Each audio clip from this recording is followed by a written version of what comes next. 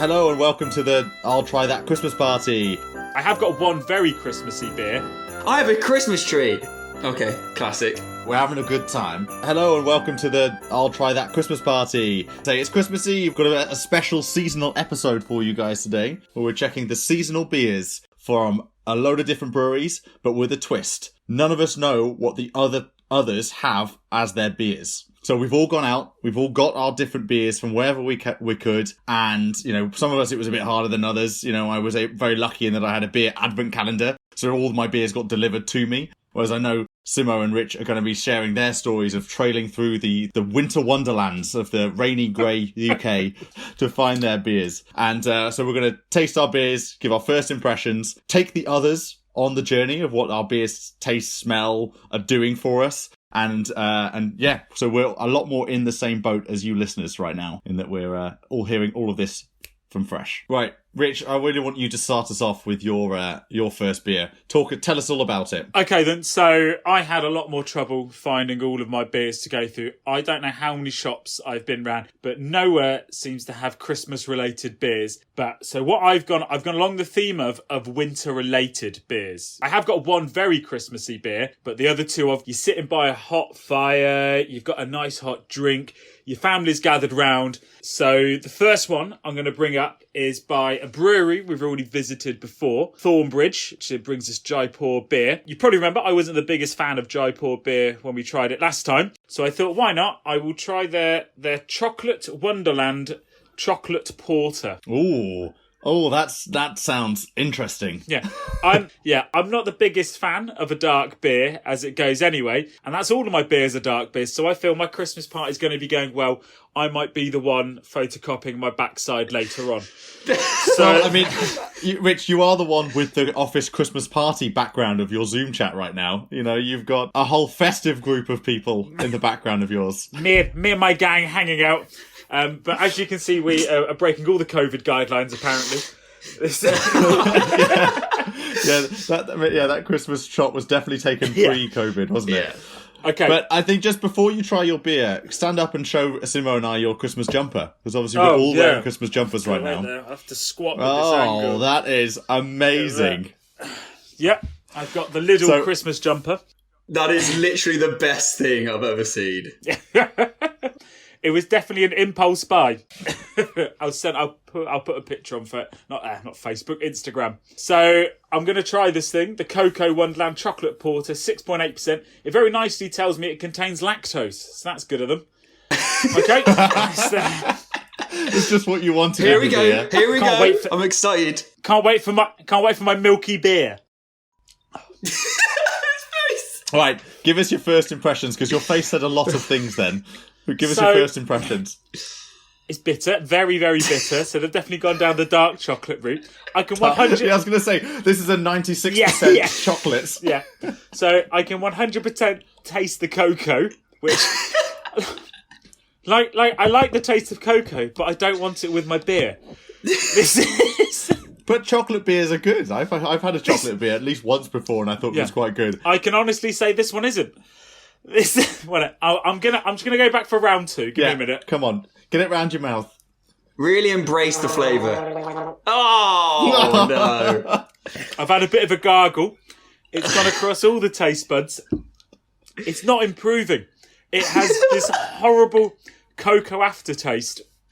But oh my gosh! What I should have gone along the lines. Of course, it's going to taste like cocoa. It's called Cocoa Wonderland. Yes, of course. Yeah. So if anything, it is giving you exactly what it says on the tin. I'm not in Wonder. Exactly. No, it's giving me the cocoa, but I'm not in Wonderland at any point. I'm not with Alice hanging out smoking on the magic mushroom, am I? No, this is. Do you smoke magic mushrooms? Is that how it works? No, is that how Alice did it in Wonderland? Yes, the scene from Alice in Wonderland where the caterpillar's smoking on the mushroom. Oh yeah, I forgot there was hardcore drugs in a Winter Wonderland tale. Yeah, sorry, Joe, just using my cultural references, you heathen. Okay, so Cocoa Wonderland's Chocolate Porter, 6.8%, contains lactose from Thornbridge. I'm going to give it a 3. I'm not going to purchase this again. I'm going to go nowhere near it. You boys might think differently, but I'm going down that route.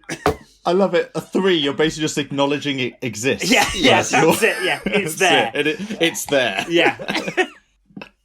All right, let me go on to my one then. So I am taking up a London staple of Gypsy Hill with their brewery.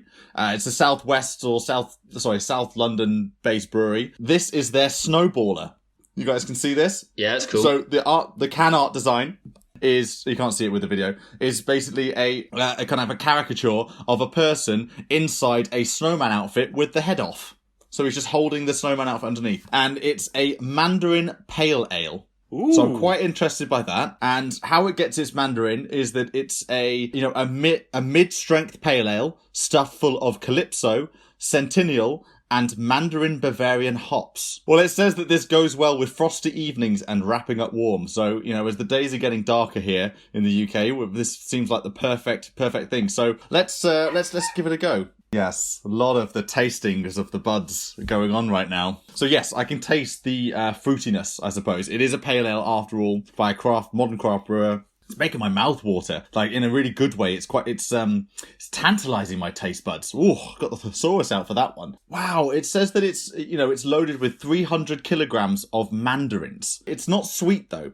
So it's not like sickly sweet. That's coming through. It's definitely through and through a palatable pale ale. Oh, I'm gonna have to have a quick taste of that one. It's a 4.8%. It's in a big 440 milliliter can, and it says on the can to store it below 5 degrees centigrade. Exciting. Okay. So yes, I am giving Gypsy Hill 4 snowballers out of 5. So we said 10, and now you've changed the whole 10, dynamic. and now you've changed the market.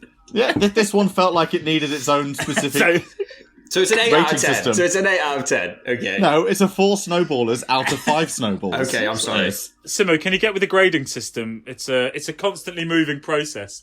Okay, I forgot. Okay. So it took me a while to get any beverages. And my saving grace was a mega supermarket. Like, do you know the super big ones? The Asda one. They have paired up with Bad Company, which are a Yorkshire brewing company, microbrewer. I'm going with Orange and Cinnamon Christmas Special Pale Ale. It's only a 3.2%, and it says it should feel like you're putting a bittersweet cinnamon stick in your drink. Ooh, a bittersweet cinnamon stick. So, interesting. Yeah, so... Okay. Like some mulled wine. What do you get on the nose? Tell us what you get on the nose. I'm not going to lie, Drabro's just smashed it. It smells like mulled wine. Oh, okay. Nice. But nice. I'm not a big fan of mulled wine. So, by the way, the design of the can's pretty basic. Basic patterns like autumnal, Christmassy colours with a snowflake. It's a bit like you then, Simmo.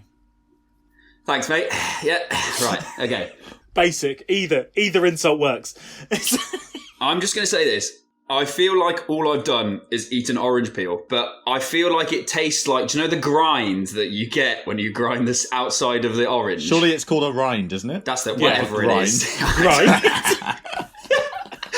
I'm not sophisticated like you. My Christmas party isn't exciting. I don't have a nice background. I have a Christmas tree and you a have very bare grinds bones. of oranges all around. Yeah.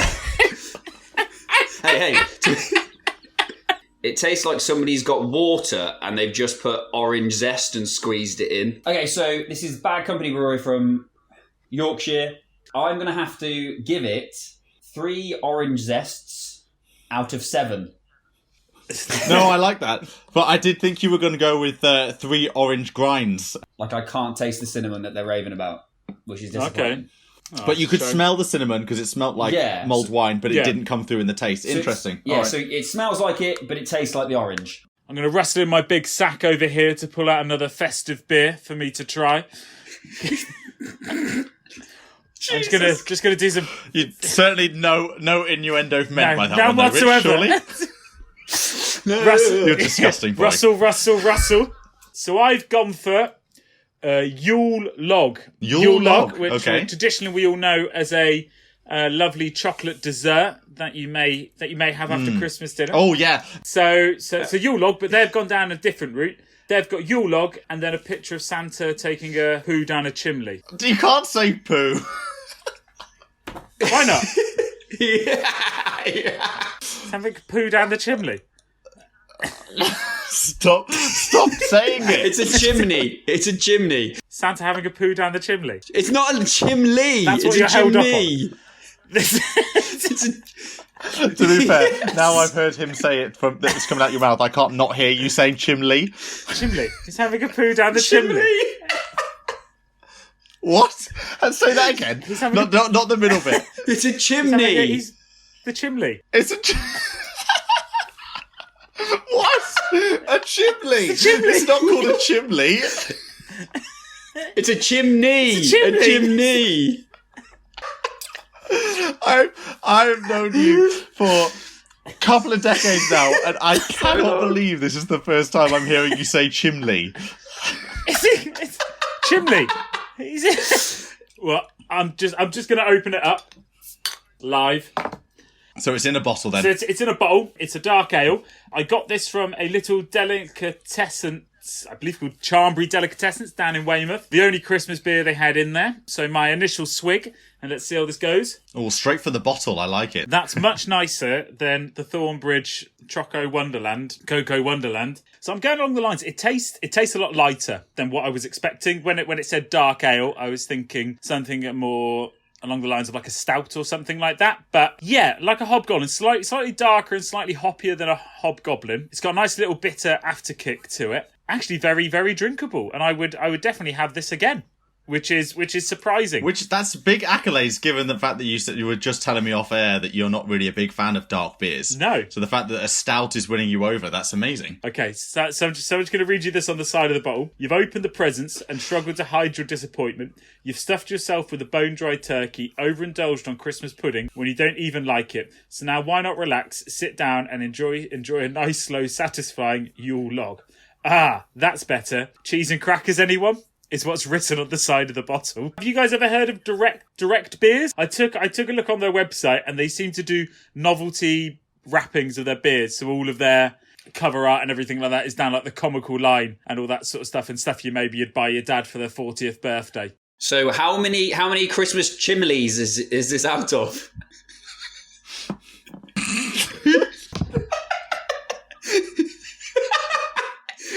I'm going to do it out of 8, and I'm going to give them 7 chimleys. I'm up there. I'm enjoying it. My next beer is by the Gritchy Brewing Company. The Gritchy Brewing Co. And this is their Winter Lore, Lore beer. So I think it is an angel. I think they're trying to depict like Angel Gabriel, or is there like an angel that has a hoot? A horn? You know, who's that hooty angel? A 4.8% volumed ABV alc stout. Who did it? So I haven't had a stout yet. I had a pale ale, the last one. So this is my first stout, and it's apparently going to give me rich and complex dark malts to give it hints of freshly roasted coffee and melted chocolate. Ooh, which is perfect for my scene right now on this web chat is a roasting fire, with a Christmas tree. So I'll enjoy my roasted malts and roasted coffee and melted chocolate. So let me just pour it out. It's very dark in its colour, but it's got like a bit of a foam top, which is quite interesting. To smell, oh yeah, you can smell that is definitely a stout. Like that is so stouty. Oh, okay, first sip. I'm not sure I get chocolate, but there is definitely they were saying kind of like roasted coffee. I get the roasted coffee. One of my favourite drinks is a Guinness, so big fan, but it's not a Guinness. This is not a Guinness by any stretch of the imagination. This is a really tasty stout. I cannot recommend this enough, actually, this Gritchy Brewing Co.'s Winter Lore. Really enjoying this stout. And where did you get this, Joe? Where did you get this from? So this came in my Beer 52 Christmas Advent calendar, which was fantastic. This is where I managed to get all of my beers, so I wasn't having to, thankfully, traipse off and trying to hunt down beers. They all just got delivered to me. So some of our listeners or followers on Instagram might see a lot more of these beers from the Beer 52 Advent calendar coming on our stories, because we've been posting pretty much every day which beer we've been having. So I'm giving the Gritchy Brewing Co.'s Winter Lore 3 honks of an angel's horn. Out of... Yes. So I'm going to go for it's another bad company. So it's the same company as the last one. It's very similar design. And it's called Gingerbread Spiced. Biscuity and cake-like malt notes with spiced gingerbread late in the brew. A flavoursome beer with warming ginger on the nose. So you should probably get a bit on your finger and put it up your nose. Oh, yeah, I think that's how it works, isn't it? I think that they have that the tasting notes on the bottle, don't they? Yeah. Yes. Yeah. Okay, so just to say that these are little 330 cans. They're pale ales. This is a 3.5. So again, it's not very super strong. Like a session ale almost. Okay, that's much nicer than the other one. Oh, and I actually do you know that kind of the sharpness of ginger that you get? Yes, like almost like a bite, isn't it? Yeah, like I'm getting it down in the back of my throat, which as in, so I don't get it straight away. So it's actually quite mild and it's quite easy to drink, and then you get a little kick at the end. Oh my god, yeah. I mean, if you like ginger, I think you'd really like this, genuinely.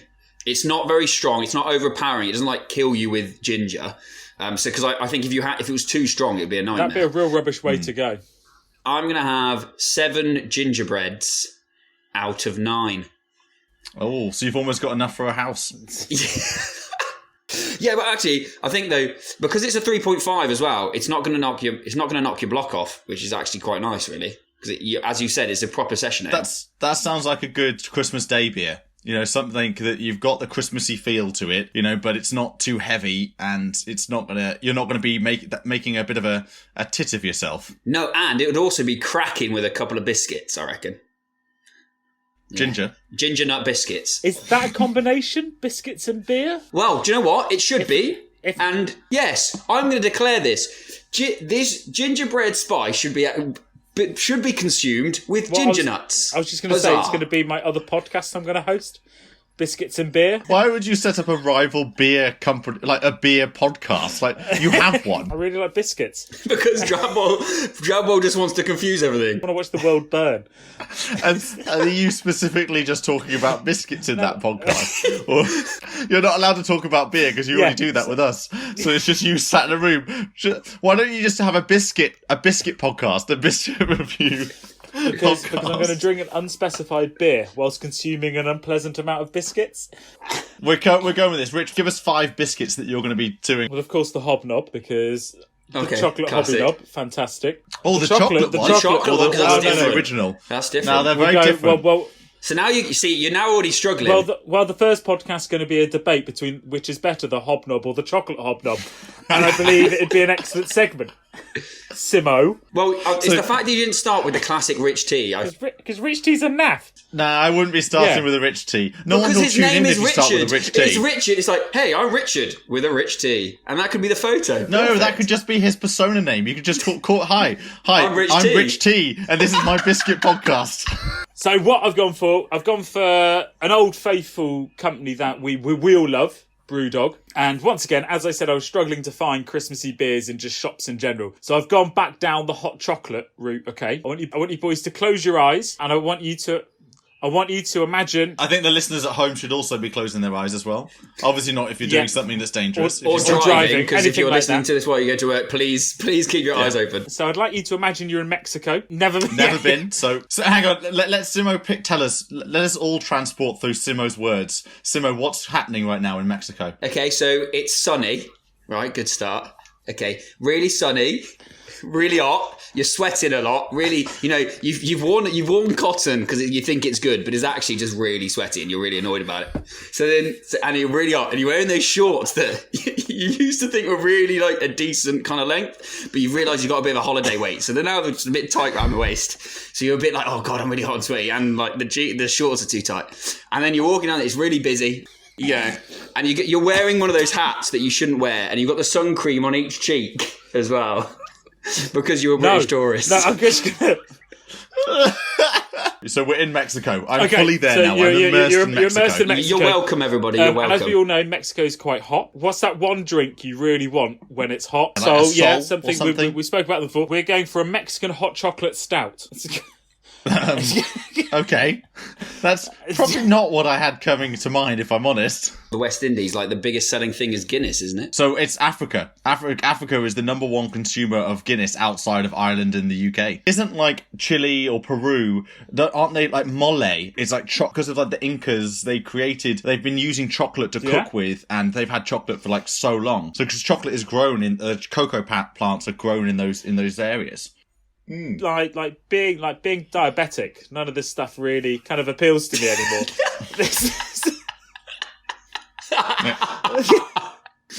So this is the Brewdog Nitro Choco Libre Mexican Hot Chocolate Stout. Nice. That is a tongue twister and a half. Now try and say that 2 times faster. Go. Brewdog Nitro Choco Libre Mexican Hot Chocolate Stout. You did really well. Well done. That is fantastic. Well done. Clap for that one. And I've had a few beers. So this is 8.2% volume, which is pretty strong. 8.2%. What's the can like, Drabra? So it's a cool pinky two-tony can. I don't know if you can see it. Wait there. There we go. Oh yeah. So Put it it's a close. cool There you go. can. And it's a big boy. It's a big boy Yeah. can. Okay, so this is my first sip. I've only just opened the can, so let's see where we go. It just makes you want to buy it, doesn't it? It looks like an energy drink. It does look like an energy drink can, actually. Yeah. That is like nothing I've ever tasted before. Wow. Okay. What can you describe it for us?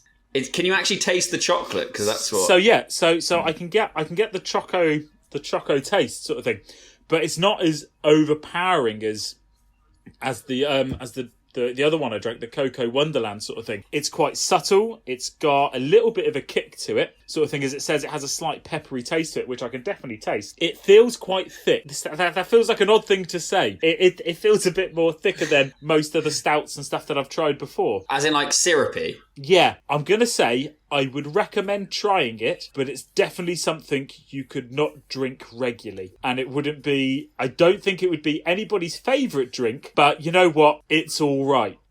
It's the best way to describe it. That sounds like a really good like stocking filler beer.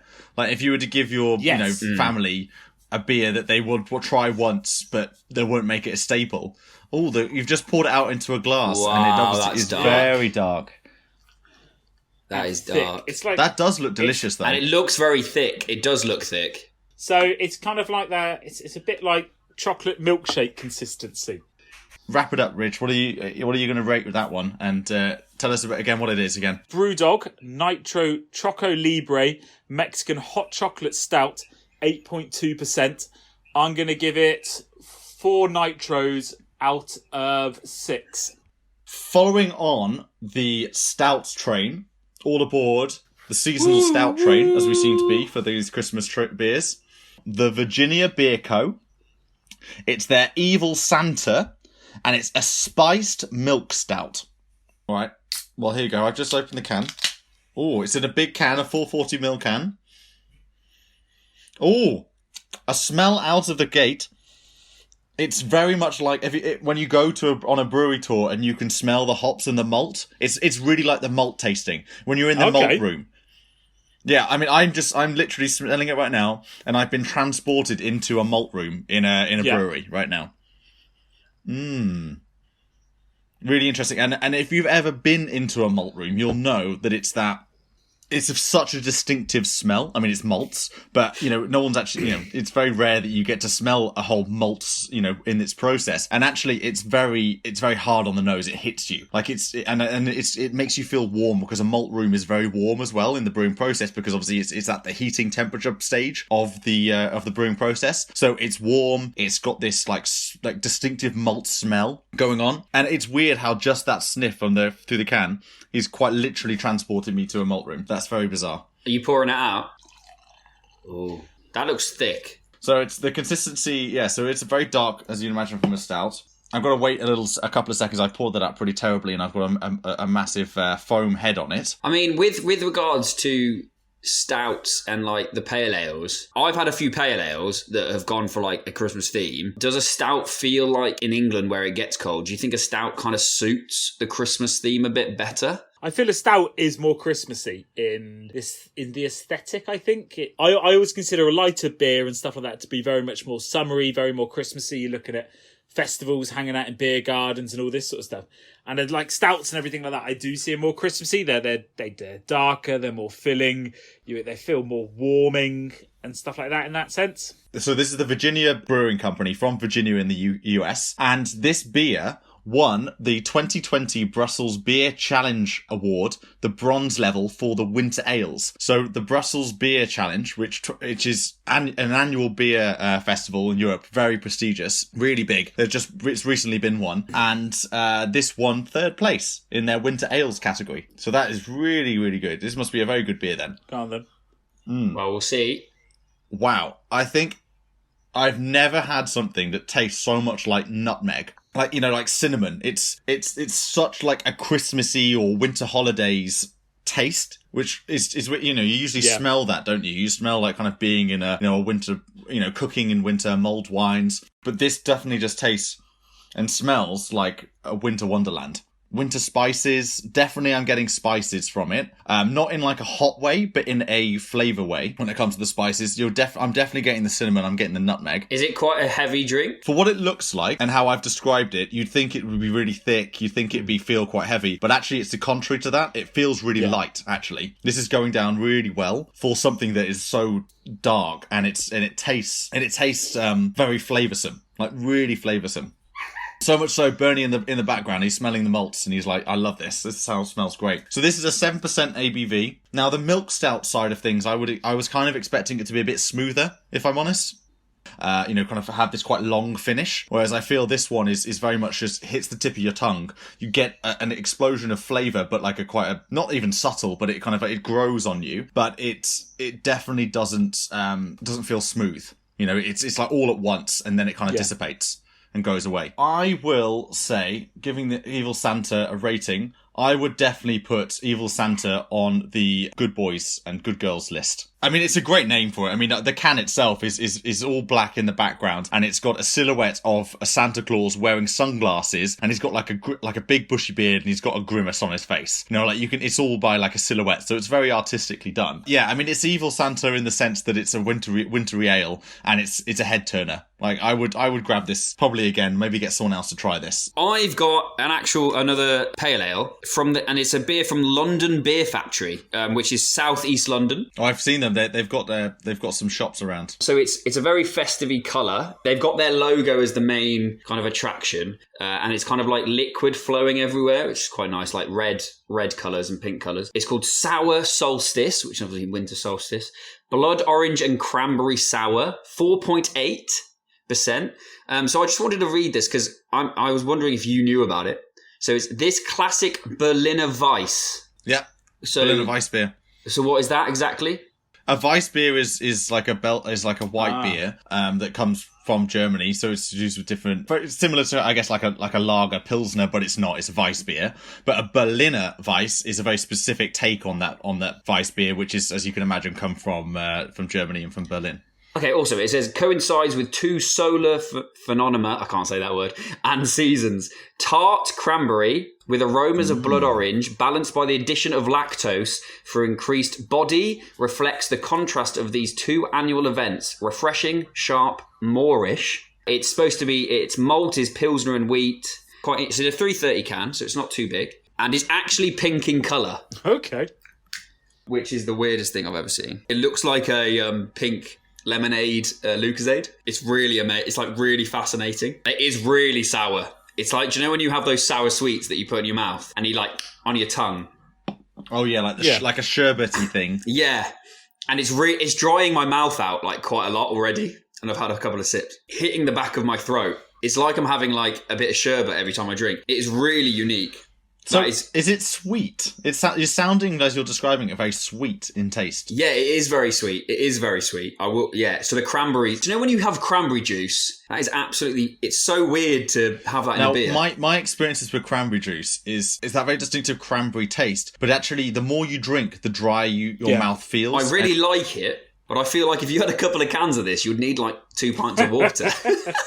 Right. Because I can really taste the blood orange and the cranberry kicking through, like straight away. It hits you. It's really intriguing. I actually feel like I'm almost struggling to swallow. Like, do you know when you're really dry in the mouth? That's really... So that is really cool. Like the fact that the colour of the can matches the colour of the beverage. So Sour Solstice, and I'm going to give it by the London Beer Factory, and I'm going to give it 5 S's out of 6. Nice. Right, well, it's getting on that time of the night, guys, where we're going to have to wrap our holiday podcast party up. Happy holidays to all the folks abroad, and enjoy your time, and have a good new year, and we'll see you in our next episode, which will be coming out in 2021. Don't forget to follow us on Instagram, Twitter, and watch us on YouTube. Goodbye now. Always drink responsibly, and if you or anyone else needs some help, go to drinkaware.co.uk for more information.